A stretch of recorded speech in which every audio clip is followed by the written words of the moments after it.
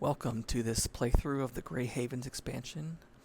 This will be the first video in a series of videos that runs through the Dream Chaser cycle. And beyond, we'll be going through the rest of the Lord of the Rings LCG card game. Without further ado, let's hear more about the Grey Havens. The road west to the Grey Havens was as peaceful and uneventful as the company of adventurers could have hoped. The horrors they faced in the Dread Realm were far behind them, and with spring blooming, they were free to enjoy their travels for the first time in what seemed like ages. It wasn't long before they passed the Tower Hills and arrived at the gates of the Havens. They were greeted warmly by Círdan the Shipwright, the master of the Grey Havens, leading a group of elves. "Thank you for all responding to my letter so quickly.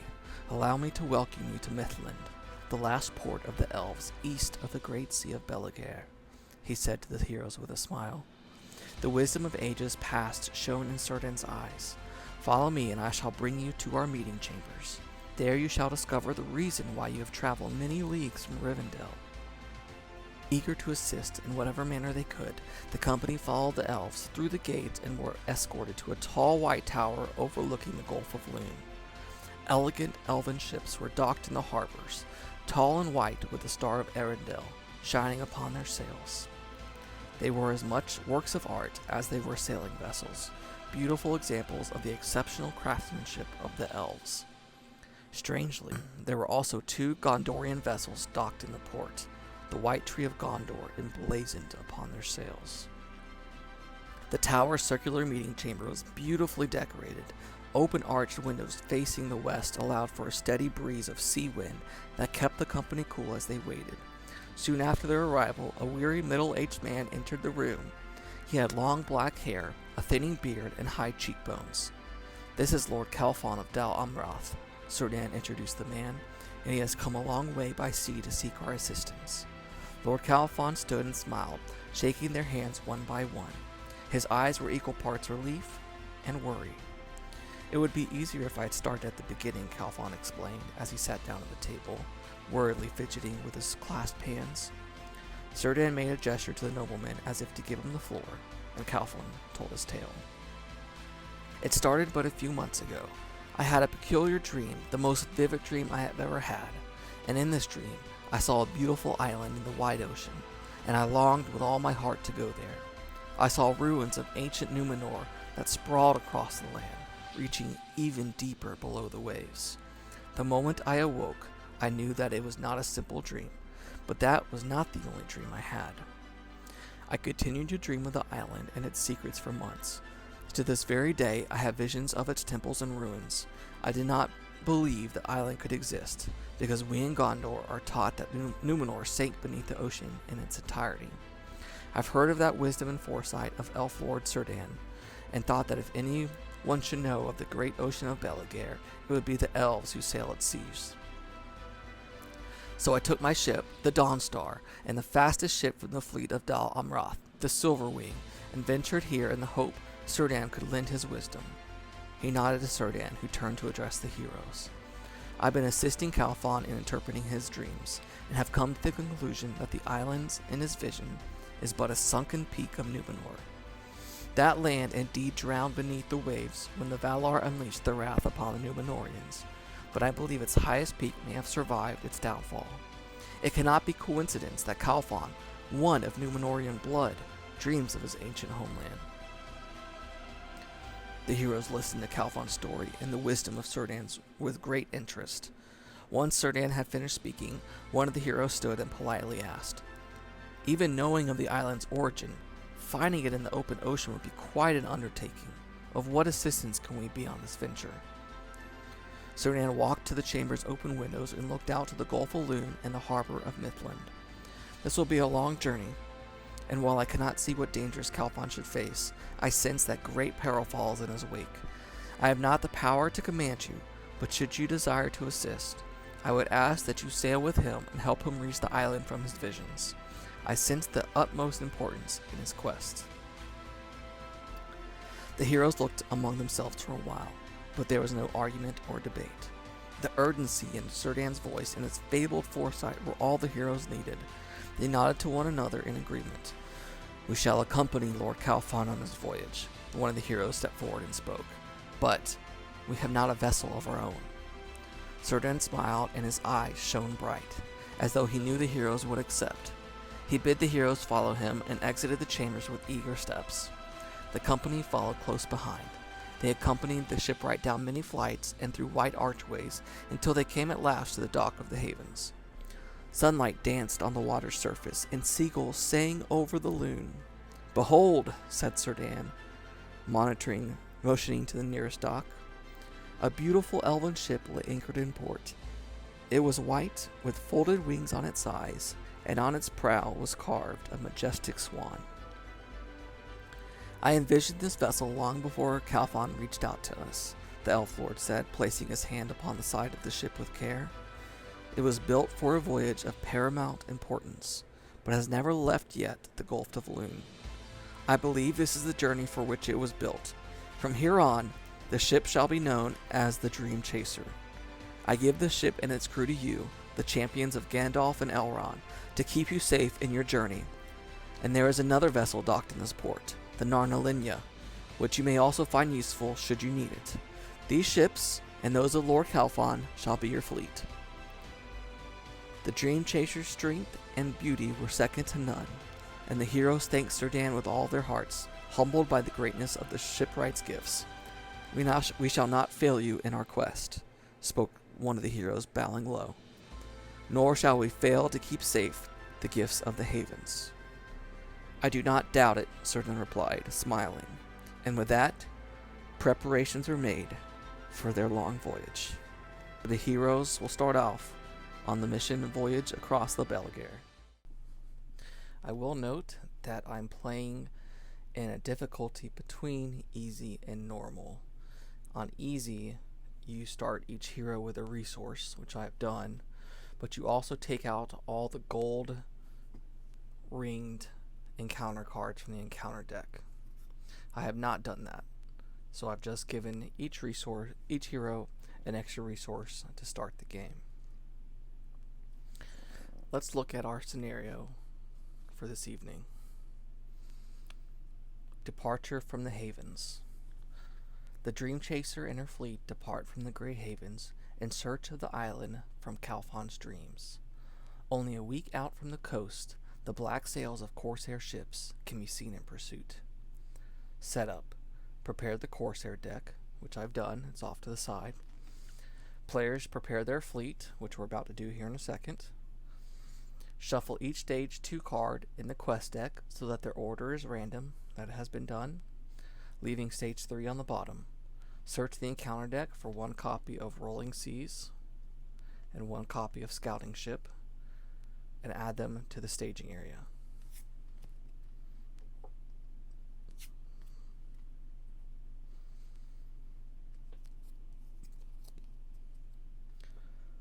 "1B says, sailing. While you are on course, each ship objective gets +2 willpower. When this stage is defeated, if you are on course, look at the top 2 stages of the quest deck and advance to one of your choice, placing the other on the bottom of the quest deck. Otherwise, advance to the top stage of the quest deck. It has 8 progress points on this in order to advance." So we'll go ahead and put this up here.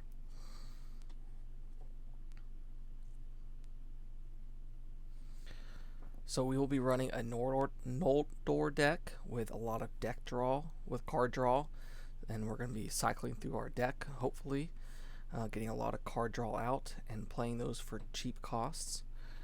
We have 3 heroes on this journey tonight. We have Galdor. He's a lore hero with 2 willpower, 2 attack, 1 defense, and 4 health. He is a Noldor, and he has a response. After drawing your setup hand, instead of taking a mulligan, you may discard any number of cards from your hand. Then draw that many cards. Action. If you have no cards in your hand, draw 6 cards. Limit once per game. We have Aristor, who has 2 willpower, 2 attack, 2 defense, and 4 hit points.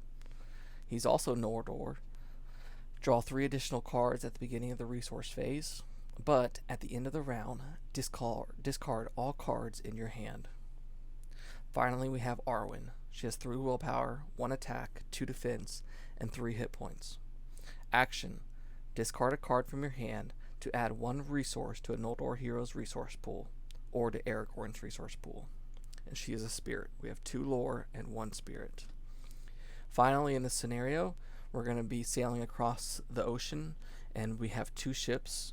One we have to take is the Dream Chaser. It has 5 willpower, 4 attack, 4 defense, 18 health. It is immune to player card effects. It is Sentinel. And the Dream Chaser can always be committed to sailing test, even if you are not the first player, and counts as 2 characters when committed to a sailing test. If the Dream Chaser is destroyed, the players lose the game. Because I am playing solo, I must take 1 other ship, and I'm going to take the Narnalinya. I will let you discover the other 2 on your own. It has 3 willpower, 3 attack, 5 defense, 16 health. It is immune to player card effects and Sentinel. Reduce the cost of the first ally you play each round by 1. If the Narnalinya is destroyed, the controller is eliminated from the game. So if either of these two ships are destroyed, we lose the game.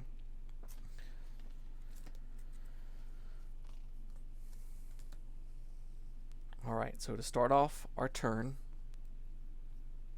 we're going to draw a card. We're going to add a resource to each hero's pool. Additionally, at the start of the turn, because of Aristor's special ability, we get to draw 3 more cards.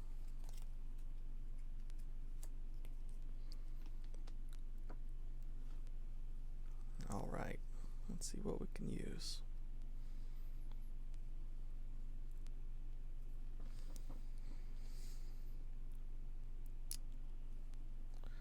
Alright, first off, I'm going to take the Evening Star and discard it to add 1 resource to Arwen's pool. I can do that once per round.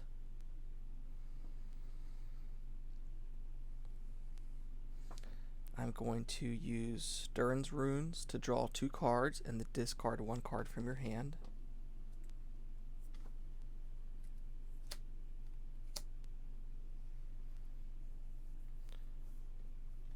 So I have 1 copy of the Will of the West in my deck, which is going to be very important that I get out of the discard pile. So I think there's a Dwarven Tomb, or a couple of them in my deck, that I will need to draw and play, so that I can get Will of the West out of the discard pile and play it to get my discard pile back into my deck, because I'm going to go through a lot of this deck. And I think I still have to discard a card, so let's discard a Burning Brand. Alright, for 1 spirit resource, we're going to play To the Sea, which is a song, and it says attached to a Noldor character. Action: exhaust To the Sea, and discard X cards from your hand to reduce the cost of the next Noldor ally played this phase to X by X. So I'm actually going to do that now. So I'm going to exhaust, and these tokens are going to represent me exhausting. To the Sea, and I'm going to discard Unexpected Courages and the Will of the West. That's 3 cards, so it's going to lower the ally I play by 3. I want to play Gildor, so 5 minus 3 is 2, and because of the Narnalinya, I can reduce that to 1. So I'm going to spend 1 lore resource to put Gildor into play. I'll put him in the ship up here. So hopefully I'll have a lot of allies on the board, which are going to represent my ship's crew. Alright, for another 3 resources, I'm going to put the Harbor Master into play. Let's move these over. And then for 1 spirit resource, I'm going to put a Sylvan Refugee into play. Harbor Master had read response: after a card effect adds any number of resources to the resource pool of a hero you control, so like when I do this ability when I do Arwen's ability, The Harbor Master gains +1 defense until the end of the round. Hopefully I won't do a lot of fighting because my deck is not built on fighting. It's built on churning up a lot of allies, low-cost allies, onto my ship as crew so that I can do sailing test and then quest. So I spent a spirit resource to put Sylvan Refugee into play, which is a Sylvan and forced. After a character leaves play, discard Sylvan Refugee from play. So I'll move these over.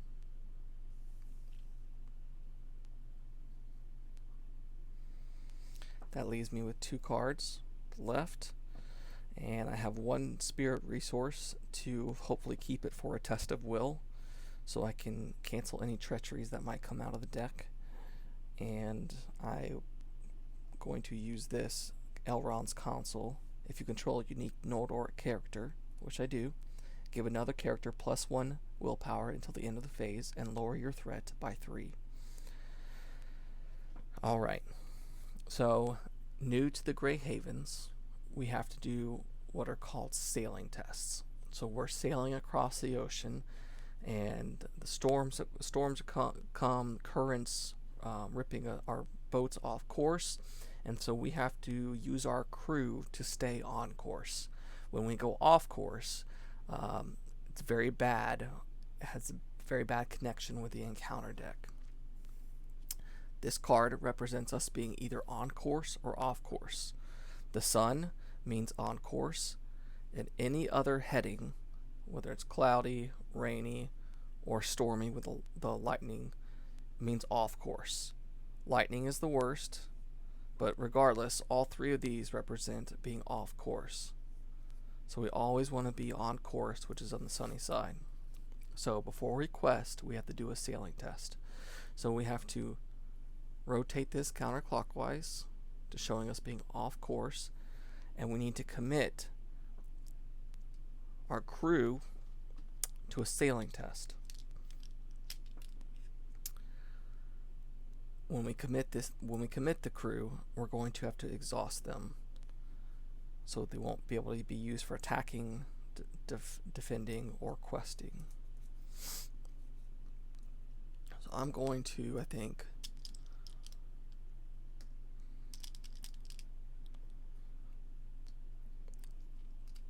I'm going to send 4 characters sailing. They're going to help steer the boat. So what that means, I need to take 4 cards from the top of the encounter deck, 1, 2, 3, 4, and I'm looking for successes to move this heading back to on course. So successes will show at the bottom left portion of the card. That's all we care about. We don't care about any shadow effects, anything else on the card. We just look at the bottom left, and for each wheel symbol we see that is considered a success. So in this instance we have 2. So we'll go ahead and discard these. And so that means we get to correct our heading 2 times. So 1, and that is the best setting that you can get, which is on course, so we can't change that anymore. But let's say for whatever reason we were rainy, if we got 2 successes, we could turn it twice. So 1, 2. Okay. So you might be thinking, well, maybe I shouldn't have committed all 4 characters. Staying on course is vital in this scenario because it's going to allow you to get through the scenarios the scenario sides faster, each objective card, and cards that come out, whether they are enemies or locations or treacheries, they deal worse damage to you, or there's nastier effects if you are off course. Now that the sailing test is done and we are back on course, it is time to go questing. So I'm going to quest with all my unexhausted characters. So Galdor, Aristor, Arwen, and the Dream Chaser. And remember, while we're on 1B, while we're on course, each ship objective gets +2 willpower. So right now we're at 2, plus 2 is 4, plus 3 is 7, plus 5 is 12, 13, 14.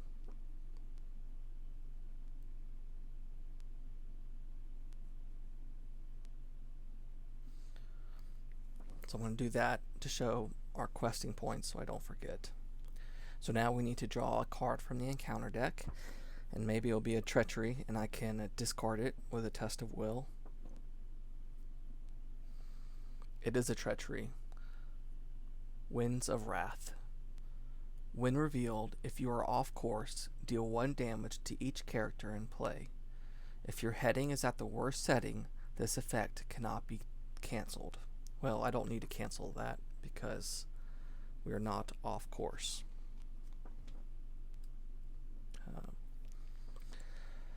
While we're here, I'm going to go ahead and use Elrond's Counsel to increase my questing points to 15. Because remember, Elrond's Counsel says if you control a unique LOTR character, give another character +1 willpower until the end of the phase and lower your threat by 3. So we'll go ahead and lower from 28 to 25. So we're at a total of 15 willpower for questing, and there's a total of 6 in the staging area. So we get 9 progress points to put on the main objective.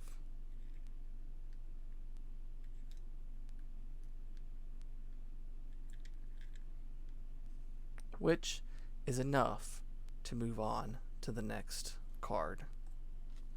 So we'll clear this because it only needed 8. This goes in the victory display right down here, so we won't be seeing that card again. And since we're on course, we get to look at the top 2 cards and pick which one we go to. We can either go to Calfon's Divination or Into the Storm. I think we're going to go to Into the Storm. So Calfon's Divination is going to go to the bottom.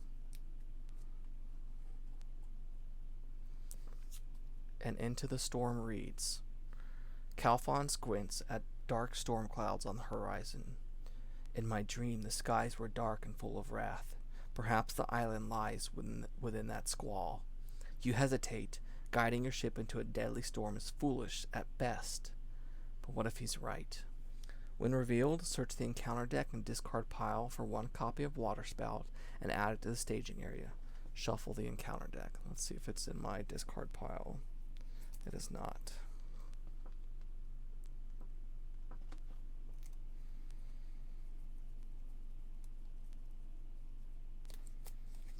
So Waterspout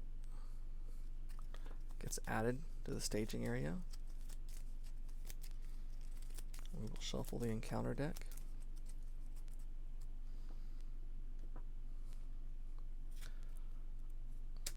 And we still have to do sailing tests. We're still moving across the ocean. Forced, at the end of the quest phase, if you are off course, each player must distribute 5 damage among characters he controls.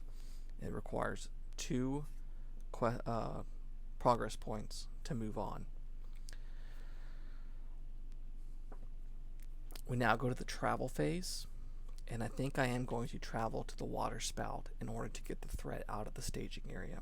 So right now it is contributing 2 threat, and it reads, while your heading is at the worst location, the lightning icon, when faced with the option to travel, the players must travel to Waterspout if able. Forced, after traveling to Waterspout, deal 4 damage to each ship objective.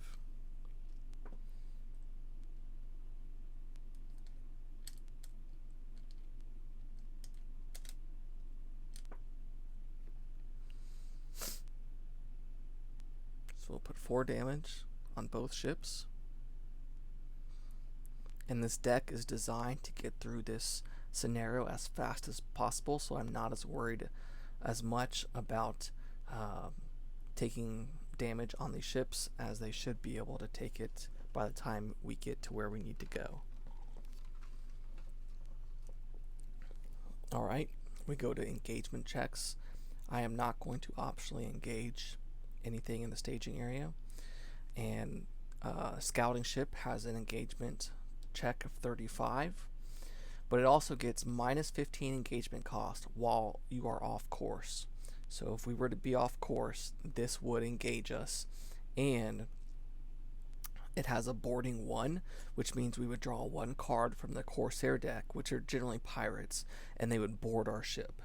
So hopefully we won't have to worry about any pirates boarding us, but if we do, maybe I get a lot of allies on the board to help remedy that. So we're not going to do any engagement checks.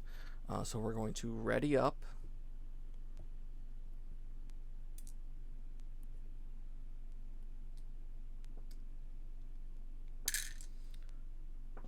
We're going to increase our threat by 1.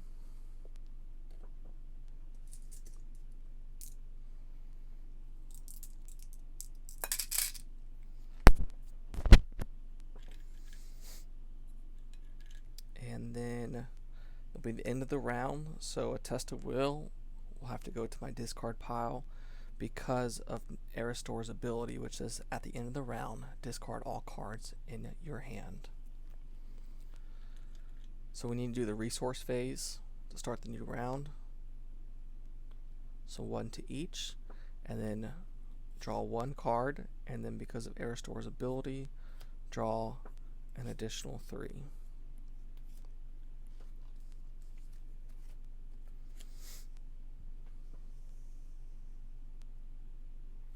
Another test of will, good.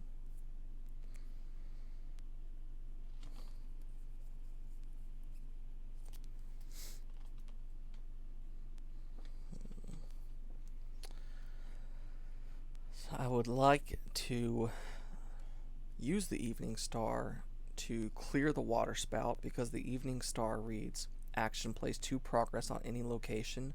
Resolve that effect again for each copy of the Evening Star currently in your discard pile, which we do have a copy of the Evening Star in our discard pile.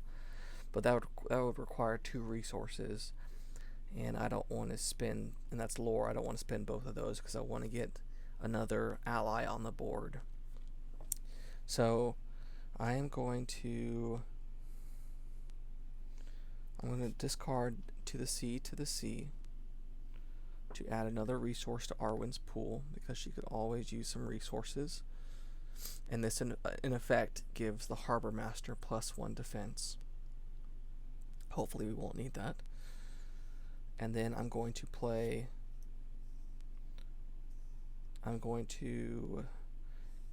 discard the Evening Star and exhaust to the sea to reduce this ally by 1. So now it costs 2 to play, but since this is the first ally played this round, it would, because of the Narnolinia, it's going to cost 1. So I'll take 1 lore resource off, and I will put this ally into play. And then I have another test of will, and I have a resource to pay for it in case a treachery comes out. Alright, so we need to do a sailing test once again.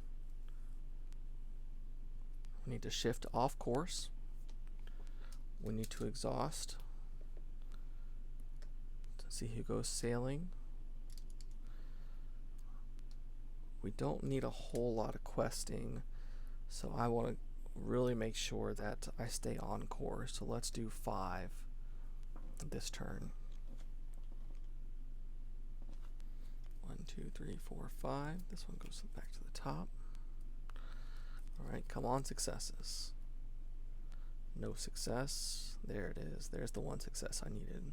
2, 3, 4.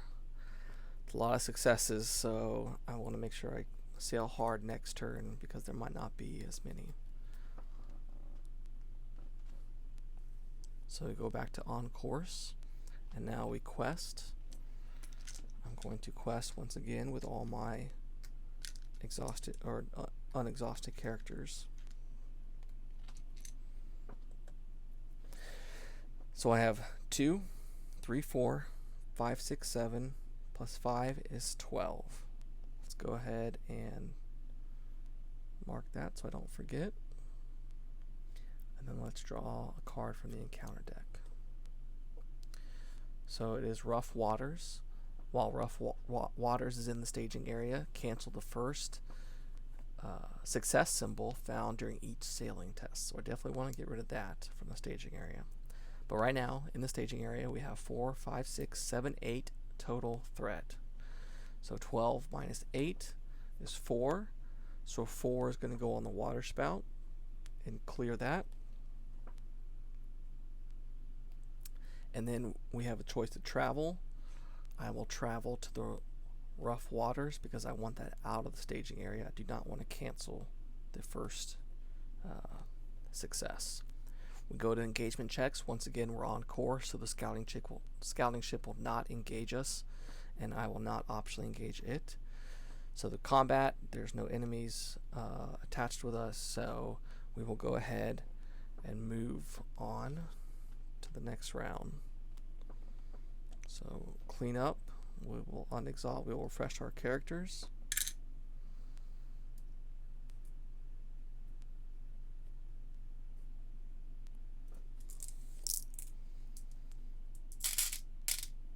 We will. Did I do this already? Oh well. If I did, we will move this up 1 to 28.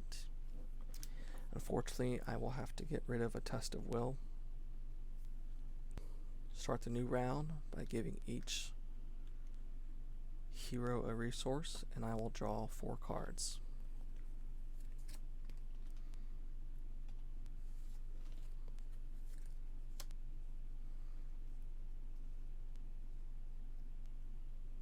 Okay. So we've got a couple allies. So I'm going to go ahead and play Durin's Runes to draw 2 cards, and then discard 1 card from your hand. I'm going to discard the Lords of the Eldar to give Arwen 1 resource. Once again, now both of these harbor masters have +1 defense. I'm going to discard Protector of Lorien.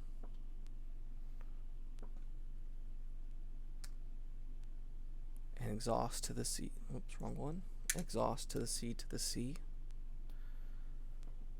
And I'm going to play Sailor of Loon for free because of the Narnalinia. I'm going to pay 1 resource, 1 spirit resource, to put the Sylvan Refugee into play. And then I'm going to pay 3 spirit resources to put Linder into play. And Linder reads, response: after Linder enters play, if you have less than 3 cards in your hand, draw until you have 3 cards in your hand. Thank you, Linder, for the card draw.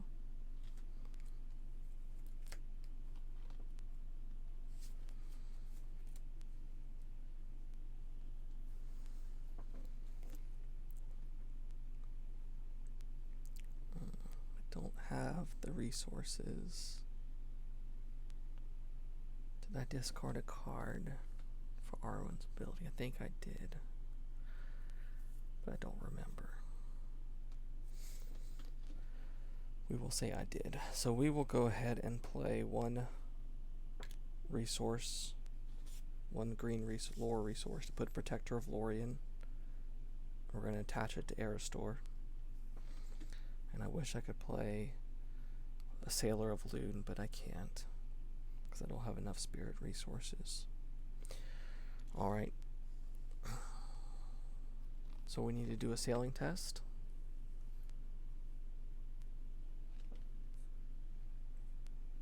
Wrong one. So let's send sailing the Harbor Masters, the Sylvan Refugees, and the Sailor, and Linder. That's 6. Surely that will be enough. So let's draw 6 cards from the encounter deck. 1, 2, 3, 4, 5, 6. We just need 1. We just need 1 success. So that's 1, 2, 3. So we got 3 successes. So we're back on course. Thank you, sailors. And now we need to quest. So I'm going to quest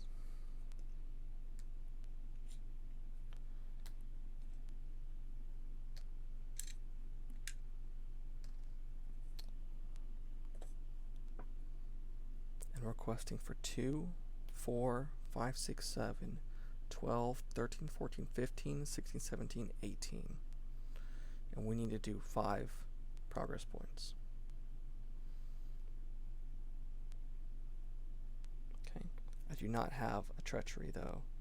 A test of will to cancel a treachery card, which it is. Boarding party. When revealed, each player reveals the top card of the Corsair deck and puts it into play engaged with him. Okay. Corsair deck. So someone is boarding our ship. And it is a Southron sailor. Okay. So that guy is now engaged with us. He comes into play and he has 0 threat, 2 attack, and 1 defense, 4 health. While Southron Sailor is engaged with you, each ship enemy engaged with you contributes its threat to the total threat in the staging area. So there are no ship enemies engaged with us, so that's good. So we're at 18 total quest points, minus 6, so 12, so 3 go on here. And 2 go onto the main scenario. So once again, we're on course, and this goes into the victory display. So we get to look at the top 2 cards and pick one.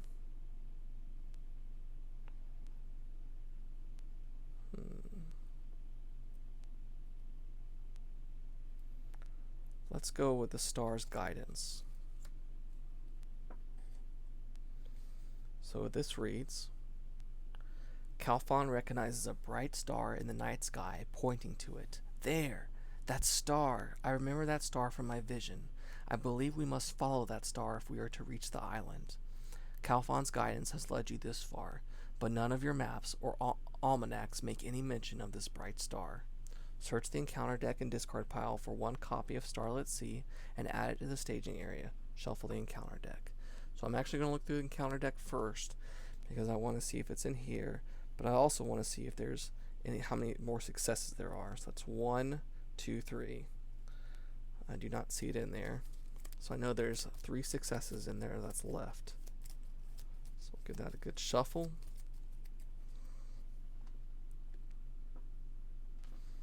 So we're going to add Starlit Sea to the staging area.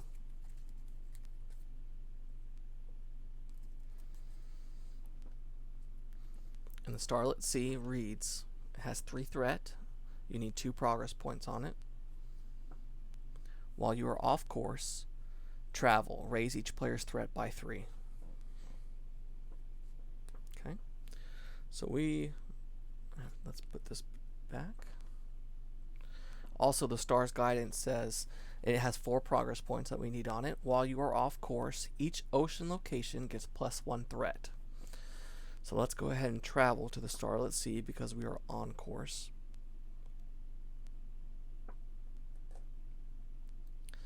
And now let's do engagement checks.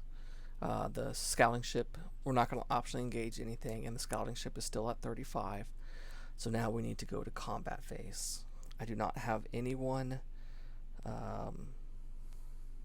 unexhausted. Everyone is exhausted. So we're going to have to take an undefended attack.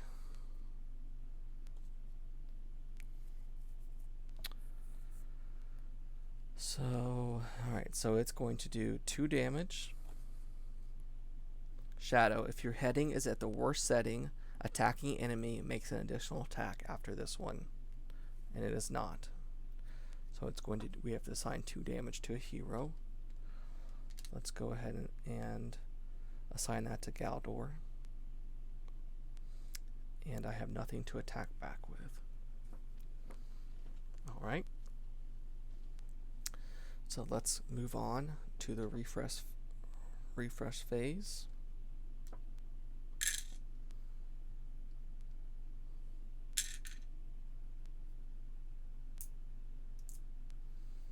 Really could use one of those unexpected courage right about now. But that's okay. Unfortunately, these cards have to go to my discard pile.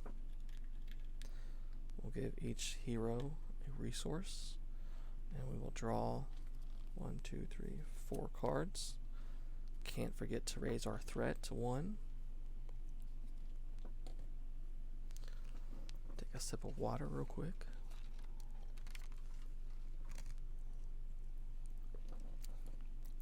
Alright, let's see what we have.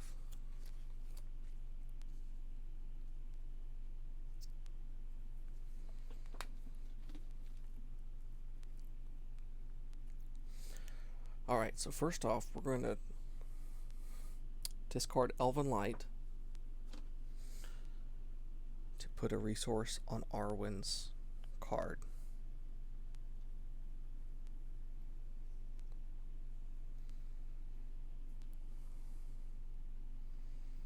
We will go ahead and play Sailor of Loon, paying 1 resource because of the Narnolinia to put him into play. And I don't think I've covered him yet. The Sailor of Loon is a Noldor scout. While the top card of your discard pile is an event, Sailor of Loon gets +1 quest, willpower, and gains cannot be damaged while committed to the quest. Alright, let's go ahead and spend 2 spirit resources to put a silver harp on Arwen. And this reads, attached to a spirit hero restricted. Response, after a card is discarded from your hand, exhaust silver harp to return that card to your hand.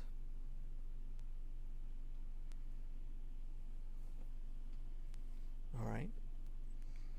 And then we will wait to play this during the questing phase. So we need to exhaust. We need to do a sailing check. So let's move to there. Let's send Linder, Sailor of Loon, 1, 2, 3, 4, 5. Let's do one more with 6. That should do it. Alright. How many cards are left? Because I know there's 2 cards in here. 1, 2, 3, 4, 5, 6. So if I do 5, what are the chances that they're both here? Let's just do 6 to confirm it. 1, 2, 3, 4, 5, 6. 1, 2, 3, 4, 5, 6. So we know we're going to pass it. So there's 2. So that bottom card is a success. Alright, so these get discarded. We move back to on course. And now we need to go decide what we're going to do questing wise. So we're going to quest with Arwen, Galdor, Aristor, the Dream Chaser, and the Narnolinia. We're going to leave Gildor and the Sailor of Loon, just in case any other shenanigans happen. So we're questing for 2, 4, 5, 6, 7, 12, 13, 14, 15.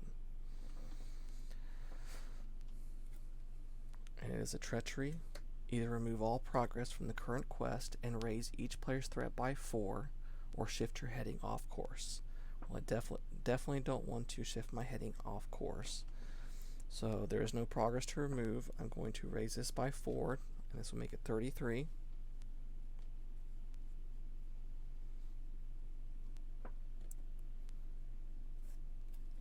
And then I'm going to go ahead and play Elrond's Council.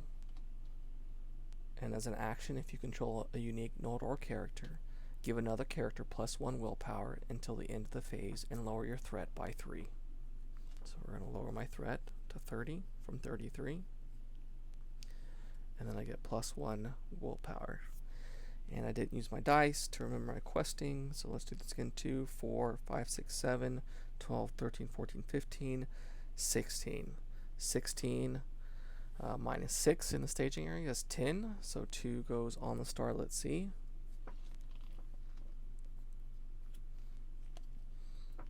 And then 4 goes on the Star's Guidance, and this gets put in the victory display. And we have made it to our last scenario card. It is Corsair Pursuit. Calphon insists you are very close to finding the island, but Corsairs still shadow your fleet. You must either fight them or outpace them before you can reach the island and weigh anchor.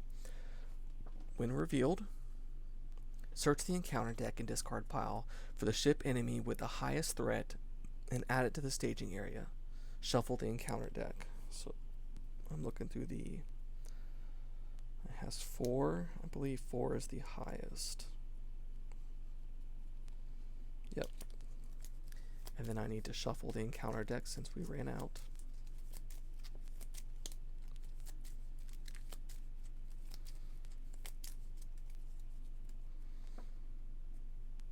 So we're going to add this to the staging area.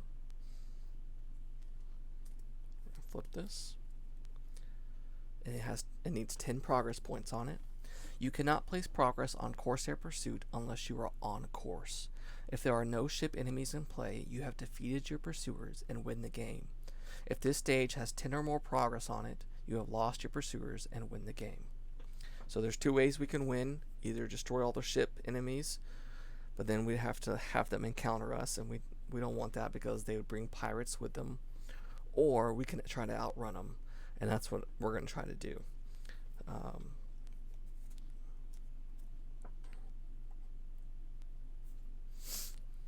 Alright, so we go to engagement checks. We're at 30. These 2 ships, 35 and 37, so they're not going to engage us. We're not going to optionally engage them. We're also not going to travel, because in order to travel, you have to shift to this location, the rolling seas. We have to shift our heading off course, and we don't want to do that because then the scouting ship is going to catch up with us. So we move on to combat. The Southern Sailor is going to attack, so we'll draw it an encounter card. I'm going to exhaust with Gildor and Lorien. He's attacking for 2, and there is no shadow. Gildor defends with 3, so no damage there. I could attack with my Sailor of Loon and exhaust him, but the Southern Sailor has 1 defense, so that won't do me any good. Alright, so let's refresh. Our crew's doing a fantastic job of keeping us on course. And once again, that is the key to this scenario. You have to stay on course.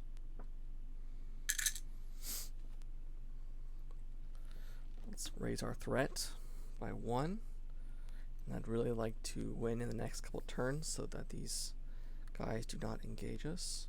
1, 2, 3, 4 cards. And give each hero a resource.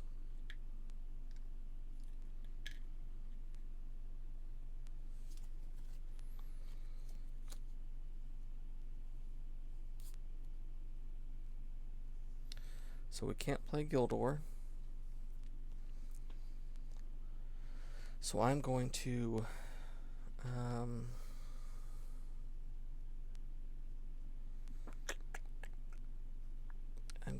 play the Sylvan. I don't want to do this event. So I'm going to play the Sylvan Refugee for free because of the Narnolinia. And I'm going to discard Elven Light to put 1 resource on Arwen. I'm then going to spend a spirit resource to play Elven Light, and the Elven Light reads, Elven Light can only be played from your discard pile.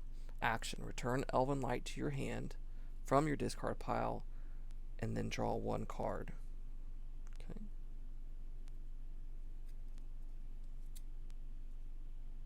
Ooh, a test of will. Perfect.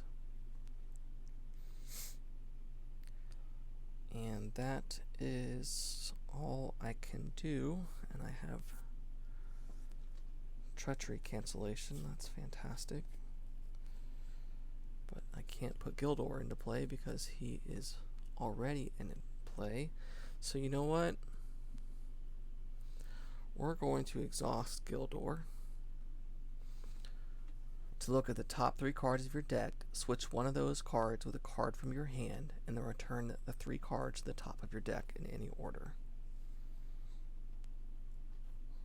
1, 2, 3.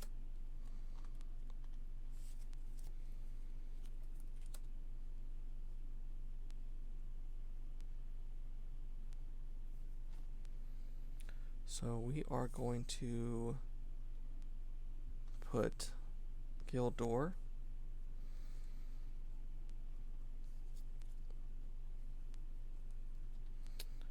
and then let's make sure, and then I got to put these in any order, so I'm going to put these back on top. So now we have a Durin's Runes. We're going to play that for 0 cost, draw 2 cards, and then discard 1 card from your hand. I'm going to play an Elven Light. Discard. Yeah, we'll play an Elven Light because I can only play it from the discard pile. And then I'm going to spend 2 lore resources to play the Evening Star, which reads, place 2 progress on any location. Resolve that effect again for each copy of the Evening Star currently in your discard pile. So I'm going to put 2 progress on the Rolling Seas, and then I got to do that 2 more times because there's 2 copies in my discard pile. So I'm going to put 6 total on there, which clears the Rolling Seas, so I cleared it without having to travel to it. It's fantastic.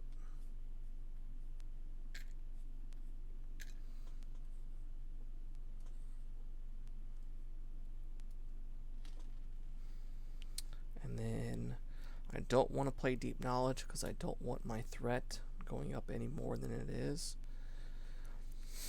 So we will just prepare for a test of will. Alright, so we need to go sailing. So let's shift off course. So let's sail with 1, 2, 3, 4,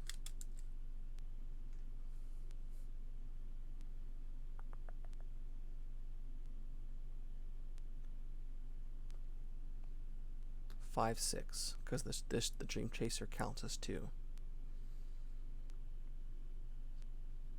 All right.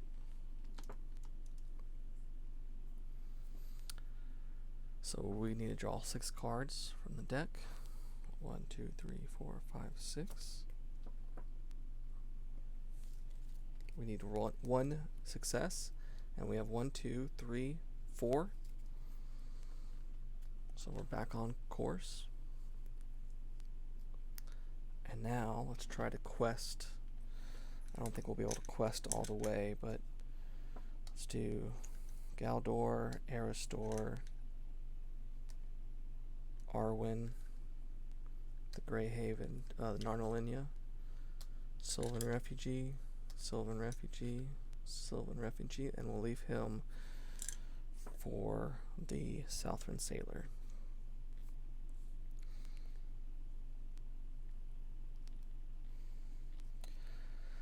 Alright, so our total questing is at 2, 4, 5, 6, 7, 8, 9, 10, 11, 12, 13, 14, 15, 16. So we're at 16.